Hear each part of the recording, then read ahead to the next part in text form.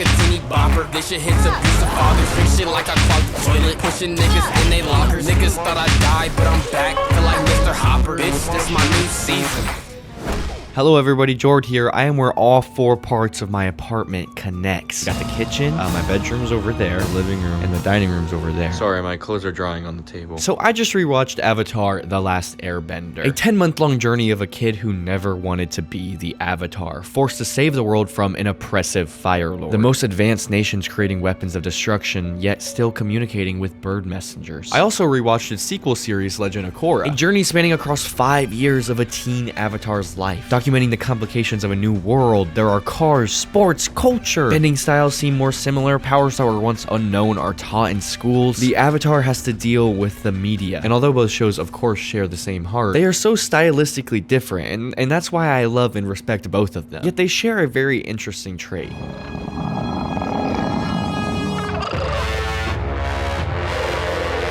Hello, Zuko here.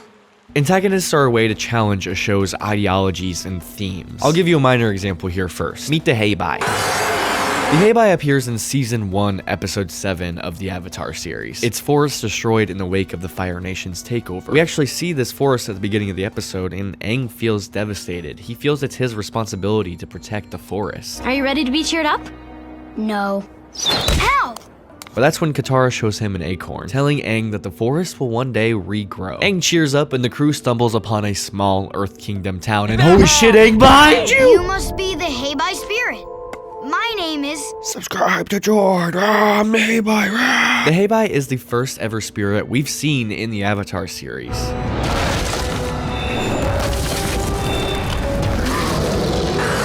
And it also seems to actually understand Aang. Please turn around. I command you to turn around now! The sheer strength of this antagonist pushes Aang. He has to solve this in a much different way from previous battles in the series. Also, the Hei Bai is based off the angels from Evangelion. That's cool. The episode concludes when Aang finally understands why the Hei Bai is so angry. The Fire Nation burned his forest to the ground. Aang, relating to this grief, gets to understand the Hei Bai and offers the spirit the same thing that Katara offered him at the beginning of the episode. And the Hei Bai turns into a soft panda. Aww. Oh yeah, I forgot that the Hei Bai also kidnapped people. That was really scary. But they're all back now. There's intent in each antagonist, even if they're there for one episode. Okay, Aang, now that you've learned from this panda, let's go on to the absolute monarchy that killed your entire people. Are you ready? Prepare to die! The Fire Nation would do anything for full power. We should share this prosperity with the rest of the world. In our hands is the most successful empire in history. It's time we expanded it. Their education system falsely claimed the air nomads had an active military. Is that a trick question? The air nomads didn't have a formal military. Sozin defeated them by ambush.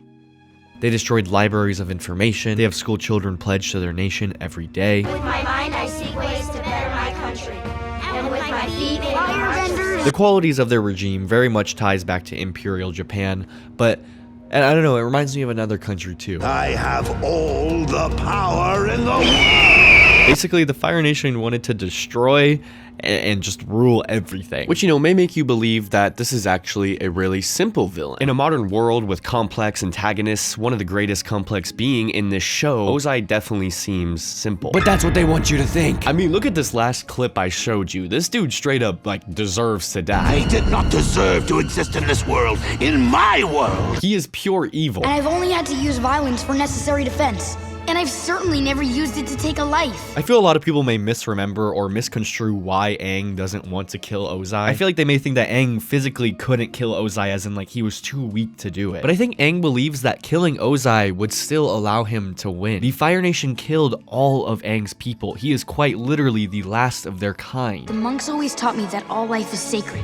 Even the life of the tiniest spiderfly caught in its own web. To break the moral beliefs of his culture would allow Ozai to still win. This isn't about you. This is about the world. Oh shit, okay, well, airbending avatars are like, nope, you gotta do it, bro, sorry. All his friends are like, yeah, bro, you gotta kill him. Ozai being so one-dimensional is what adds to the complexity of the plot. They go out of their way to show us an Ozai baby picture. To be like, hey, by the way, Aang, this is who you'd be killing. Maybe we can make some big pots of glue, and then I can use glue bending to stick his arms and legs together so he can't bend anymore. Yeah, then you can show him his baby pictures and all those happy memories will make him good again. Do you really think that would work? No!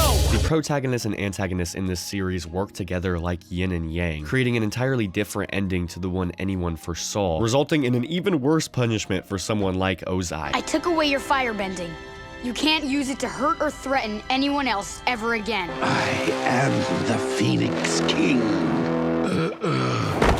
Oh, sorry. Didn't mean to offend you, Phoenix King of getting his butt whooped.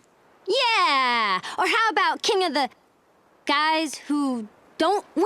I must capture the Avatar to regain my honor! You sicken me! They make me look totally stiff and humorless. So there are hours of content covering Zuko's redemption arc on this platform. So I am going to be pretty brief in this video. Check out those videos if you do want, more on that. Maybe I'll make one in the future, but I don't know. We all know his arc is fire. In this video, I really want to explore the ideologies of the villains of Avatar, some that I don't think are talked about enough. And I believe Zuko is more of a result of the Fire Nation's ideologies. In the lens we're looking at today, Zuko is an example of breaking free from the extremist ideologies that were instilled into him as a child. You're like my sister. Everything always came easy to her. My father says she was born lucky. He says I was lucky to be born. While his sister offers a direct contrast. I must find the Avatar to restore my honor. It's okay. You can laugh.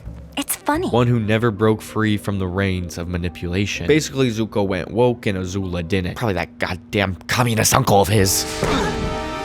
But before you leave, I was wondering if you could help me with something.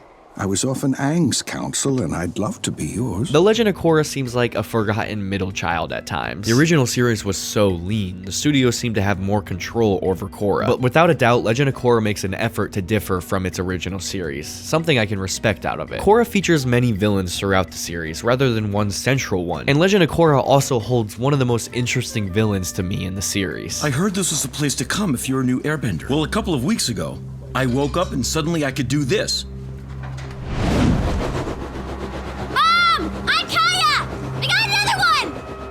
I think introducing a character like Zaheer to the Avatar series takes some serious... takes some serious balls. It poses the incredibly strong idea that any belief, even opposite ones, can be tainted by extremism. After defeating the Dark Avatar, Korra decides to leave the spirit portals open between the Earth and Spirit realms, allowing spirits and humans to live amongst each other for the first time ever. However, there were some unintended consequences to this decision. Humans with no bending powers before were suddenly blowing gusts of wind out of their palms. Now let me ask you something. Have you ever thought, what if an airbender was evil? Because honestly, I didn't. And that's where we meet Zaheer. When you base your expectations only on what you see, you blind yourself to the possibilities of a new reality. Every time we see the Air Nation people, it is shown how peaceful of a people they were, most of the time. The Airbender's spirituality makes them closest to their bending. Now, imagine you give that power to someone highly spiritual and someone who studied airbending culture before. What were you reading? A poem by Guru Lahima, the wisest airbender who ever lived. Boom. Evil airbender. Now, I say evil for the sake of brevity. Zaheer, like all other villains in this series, is layered. But this is such a way to introduce an airbender antagonist, dude. Like, you think it's such a victory for all the Air Nation people. Like, Tenzin starts crying that his nation can see a future again. But then this motherfucker in his jail cell is like, you are blinding yourself to the possibilities of a new reality. Like, he created a goddamn vacuum. What was that? By the way, was my Zaheer impression good? But can we please not include... Not include who, Amon? The evil Unalaq, the diabolical but incredibly boring and unpopular sorcerer from the north, who's listening in on the other line. Unalaq has a divine sense of spiritual power. With his waterbending, he can tame angry, vengeful spirits similar to the Hei Bai. However, he uses this skill for his own personal vendetta. Since the Avatar is the bridge between the material world and the spirits, that is why I want so badly to teach you. to help you fulfill your destiny. Unalaq uses religious authority and political manipulation to get what he wants. The sad truth is, it's men like your father who have put the spirit world out of balance. He's ignored my warnings in the past and hasn't learned since. Threatening war on his own nation's sister tribe with lies and fear-mongering tactics. As the Avatar, you cannot threaten war. You must remain neutral, or our tribes will never find unity. You don't want unity. You want power. Basically a theocracy ideology, or at least that's what Reddit said. So this is where I really enjoyed Unalaq's character. But then he becomes obsessed with becoming the Dark Avatar. Unalaq wanting to become the evil Avatar is just so funny to me. It reminds me of Iron Man 1 when the villain is like, I'm you, but I'm evil. Now, I'm bringing Unalaq up to show you how the show Korra presents each villain as manipulative with their ideologies as well as how extreme they are. But the evil Avatar also ties in with my favorite villain, Zaheer. Okay, so for context, Unalaq and Zaheer used to work together. They tried to kidnap baby Korra. We apprehended the criminals and locked them away in prisons designed to impair their abilities. That's why Zaheer and his crew were in jail. Unalaq was able to weasel out of it though. But don't worry though. Unalaq becoming a Dark Avatar was never part of our mission. Oh my god, thank god. Unalaq used religion to push personal beliefs. But eventually he just goes, I'll tear down Aang's statue cause I'm bad. Listen guys, I'm a Korra fan and an Avatar fan. Yes, we exist. I think Avatar is an incredibly lean, tight, heartfelt story with amazing characters and great action. Korra, I think the same thing. Amazing action and animation. Notice how I didn't say characters. Great and interesting villains. But then it kind of goes adrift. What the fuck is happening? Yes, I think Ozai is an incredibly interesting character, but I think these characters and their messages are way more interesting. But as we can see with Unalaq, I don't know, man. Can they handle the complexities or do they just gotta, you know, go back to the big giant fighting spirit? I guess we'll see. Let's move on to another villain that messed with Aang's statue because he's bad. Amon! Amon was the main villain of season 1 and he was absolutely terrifying. Zolt has amassed a fortune by extorting and abusing non-benders. But his reign of terror is about to come to an end. After Avatar Aang took Amon's father's bending away, Amon found a way to replicate Aang's power with blood bending. Fucking somehow. The era of bending is over. A new era of equality has begun. Korra attempts to stop Amon's revolution, which in turn pushes Amon to the absolute extreme. And that's when two worlds collide. Tonight, I rid the world of airbending. Forever. After trying to sneak into a rally, Korra sees her mentor Tenzin and his entire family lined up on stage. This convergence of multiple plot lines creates such high stakes for this moment. We know Amon is on the opposing side of Korra, but we don't know how far he's willing to go yet. The Avatar needs to be reminded of the power I possess. We know Amon wants to erase all bending, but to target the airbenders and oppress group's culture is when he takes his ideology way too far. Some would say maybe it was when he blew up the city it would be too far, but I don't know, the public liked that about Amon for some reason. For too long, the bending elite of this city have forced non-benders to live as lower-class citizens. Join Amon, and together we will tear down the bending establishment! What are you talking about? Bending is the coolest thing in the world! This scene is from the very first episode of Legend of Korra. This is what's wrong with the city! Benders like this girl only use their power to oppress us! What? I'm not oppressing anyone! You're oppressing yourself!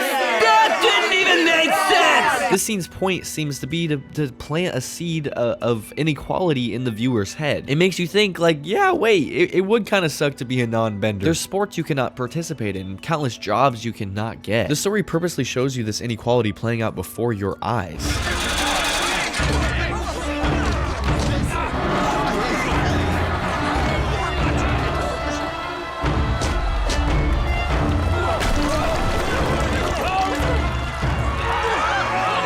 Now, don't get me wrong, Amon is a hypocrite. He wants to rid all bending as a waterbender. But the show seems to go out of its way to make his points seem valid. Once his identity revealed and his plan ruined, he runs away. It will be just like the good old days.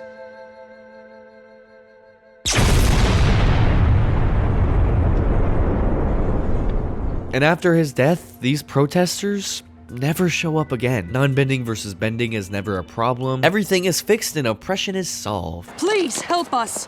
You're our Avatar too. I think to show Korra literally absorbing and seeing inequality within the city, then to just completely drop the non-bending equality storyline seems a bit ignorant. Korra only stopped the extremists and didn't even address the root of the problem. And once I realized this happening, I couldn't stop noticing it. So after escaping prison, Zaheer breaks out his old crew, which are all interesting in their own right, particularly for their incredible bending styles. Look at this, a waterbender with no arms, an earthbender that lava bends, and this one is just fucking crazy. And after a long-winded chase, Korra finally pins down Zaheer in the spirit world. Holy shit, okay, Zaheer just like threw that dude's soul. Like that's a corpse now. Which just leaves the two of us. Korra, be careful. I don't like this guy. He looks like he's supposed to be in like Attack on Titan or something. Not this. This is scary. There's no need for aggression. Neither of us has our bending, and I'm not going anywhere. I'll answer whatever questions you have. You deserve that much. What would you like to know? Zaheer sticks out to me for just sitting and talking to Korra. But the intent of Zaheer can remind you of Ozai. The overall malice is what makes both such opposing figures, while not being alike at all. One has a dialogue with the Avatar, one doesn't even entertain it, yet both are such opposition for our protagonists. Korra and Zaheer go on to have a dialogue where Zaheer mentions the world leaders that the Avatar has to face on a daily basis, and how they impede her progress as an Avatar. The idea of having nations and governments is as foolish as keeping the human and spirit realms separate. Don't you think the world would be better off if leaders like them were eliminated? Shit. Now, okay, listen. I hate the Earth Queen like any other Earth peasant over here, okay? She ate the last king's bear. I even heard she ate her dad's pet bear. She's corrupt. Do you have these problems with your servants? I don't really have servants. Her nails are creepy. You wouldn't dare attack a queen! Maybe I forgot to mention something to you. I don't believe in queens.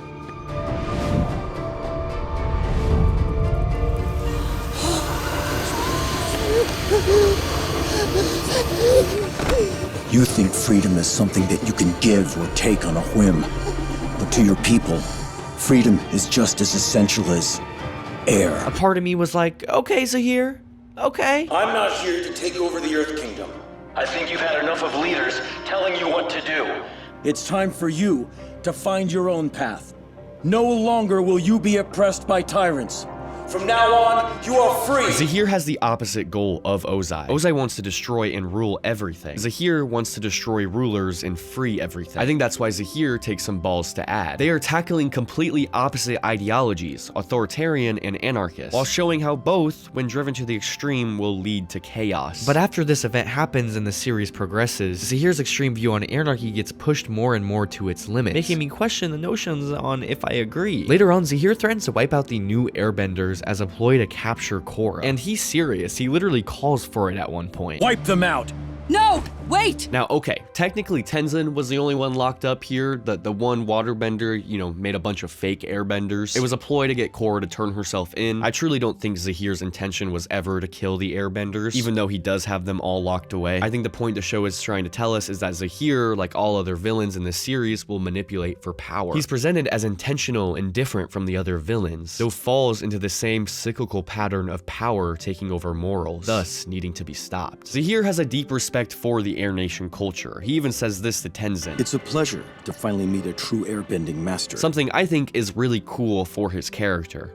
And then he fucking jumps Tenzin. But anyways, Zaheer still threatens to wipe out the airbenders for his own ideologies. Which is just, like, essentially what Amon did. A person who brings up valid points, but his extremist views is what eventually brings him to be wrong. Korra doesn't really address the root of the issue. Or maybe it's because I agree with the notions of anarchy, and I'm disappointed to find out that just killing the oppressor can lead to vacuums of power being taken over by somebody even more manipulative. Does that make me naive or a bad person? Am I just ignorant? Please!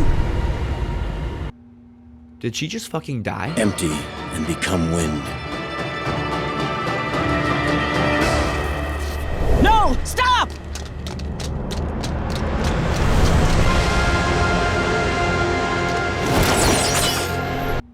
Did he just fucking fly? So eventually, after traumatizing the fuck out of Korra, let go. Let go. Let go. and having this grand battle, Zaheer is defeated. He's locked away, and Korra is stuck with what happened. It takes Korra over 3 years to get over what happened to her. I do think they have a beautiful representation of removing trauma from the body after this arc. However, I feel this consistent dropping the actual validity the antagonists pose after their I'm evil moment is a little frustrating. Again, after Amon, the idea of non-bending versus bending is just completely dropped. After Zaheer, corrupt leaders are still at play, and Korra doesn't really address anything.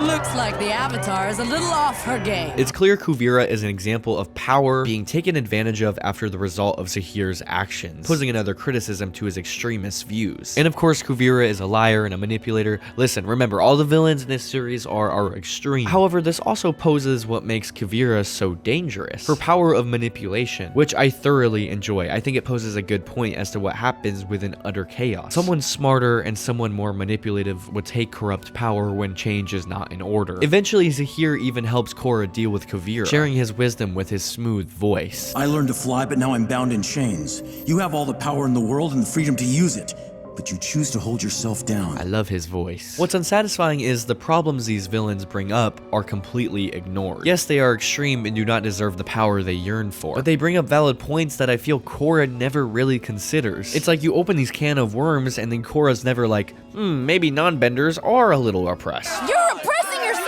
Or maybe corrupt leaders shouldn't be in absolute power. She sort of moves on, or the problem fixes itself. And I'm not saying Korra didn't do anything to defeat Kuvira. She literally is the one to defeat Kuvira. But I just, like, after the bad guy is defeated, Korra seems to not reflect or do anything about, you know, how that problem occurred. This clip specifically really irks me. Ready to get back to Ba Sing Se and finally take the throne? Yeah, about that. I was actually thinking of stepping down as king and getting rid of the monarchy altogether. Are you joking? I really think the Earth Kingdom would be better off if the states were independent and had elected leaders, like the United Republic. That's actually pretty wise and mature of you. I think it's a great idea. Because how did he just think of this by himself? We've seen this dude only be an idiot. This dude just converted his kingdom into democracy without Korra's help at all. Is Prince Wu more base than Korra? You don't respect the brooch. You don't respect me. Listen, guys, it's not like that they don't address Korra, you know, not learning from her villains. They do, just in a 30-second shitty pep talk from Toph. What did Amon want? Equality for all. Unalaq, he brought back the spirits. And Zaheer believed in freedom. I guess. I guess? What do you mean, I guess? The problem was those guys were totally out of balance, and they took their ideologies too far. Okay, fine. I feel this not addressing problem is indicative of the entire show's writing. And guys, don't get me wrong, I love Korra as a character. It's refreshing to get a stubborn young teen avatar as opposed to the peaceful young monk we had before. I think Korra can be stubborn, but I don't think she should be ignorant. Legend of Korra is trying to criticize extremism, tackle the idea of an avatar in a modern world, trauma, love triangles, be a sequel to the original show, as well as be an anthological entry. I haven't even mentioned the self-insert Gen Z. What the hell was that about? One of the main central themes of this show is how any person's morals and ways of thinking can be pushed to an extreme state that undermines the good it once tried to do. And in a complex world with radios and press and the ability for manipulation, it makes the Avatar's job a lot more complicated. Maybe even too complicated for the writers or studio execs to allow to transpire. It was the studio execs. I will always love Legend of Korra for the respect it has for itself to deviate from its original show. And although there are some frustrating elements to these storylines, I believe it's a necessary theme that should be tackled in a children's show. The ideas of extremism. So do I think Korra's villains are better than Avatar's? Well, they're definitely more interesting. And first Western animated reoccurring airing show, a lesbian couple. I'm Korra, your new avatar. By the way, Mom, I'm gay!